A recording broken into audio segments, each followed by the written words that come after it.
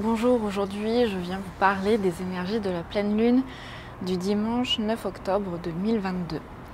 Que nous disent ces énergies? On nous dit que ça a été un peu la guerre à l'intérieur ces derniers temps, qu'il y a quelques jours d'accalmie, mais la guerre n'est pas finie. C'est que, en fait, il y a une succession de batailles. Il y a des batailles qui sont plus violentes que d'autres. C'est pas de la violence physique, c'est des tensions internes qu'on ressent. Et que là, on va peut-être avoir quelques jours où on va avoir moins de tensions internes, mais c'est pas pour ça qu'on n'est pas en train d'avancer. Et au contraire, on nous pousse toujours à avancer.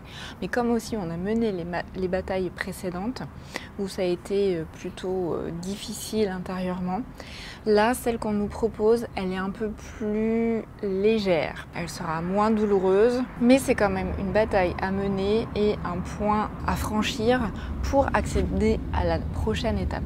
Vous l'avez compris, on ne quitte pas 2022 dans l'état où on l'a commencé. C'était le sujet de ma précédente vidéo que j'ai faite sur les énergies d'octobre et novembre-décembre. Tout ce qui se passe actuellement, c'est vraiment pour qu'on arrive à dire encore plus qui on est, à affirmer encore plus qui on est et à oser prendre notre place. Profiter de ces jours d'accalmie qui se présentent, de cette bataille qui est moins confrontante, parce que la suite de ce qui arrive, on va repartir dans des tensions internes. Donc ils vont nous envoyer comme ça une succession de batailles qui vont être douloureuses et d'autres qui vont l'être moins, puis à nouveau douloureuses. C'est aussi pour qu'on puisse se ressourcer, se régénérer, se reposer entre ces tensions vives, pour qu'on ait toujours l'énergie pour continuer à avancer et qu'on ne se laisse pas abattre. C'est sympa quand même. C'est sympa de leur part. En gros, ils nous laissent des temps de repos, mais c'est pas des temps de repos inactifs, ce sont des temps de repos où on reste actif, où on reste dans notre évolution, où on reste dans nos sorties de zone de confort, mais les sorties de zone de confort sont peut-être un peu moins dérangeantes, confrontantes. On me rappelle aussi que tout ça se passe toujours dans la bienveillance.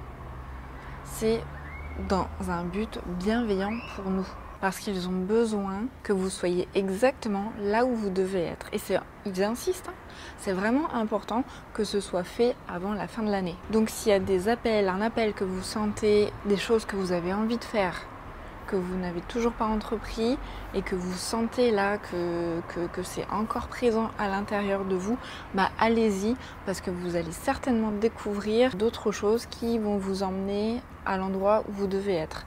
Cette prise de place, cette notion d'être à sa place, elle est importante et ça ne va pas vous lâcher, ça ne va pas me lâcher non plus.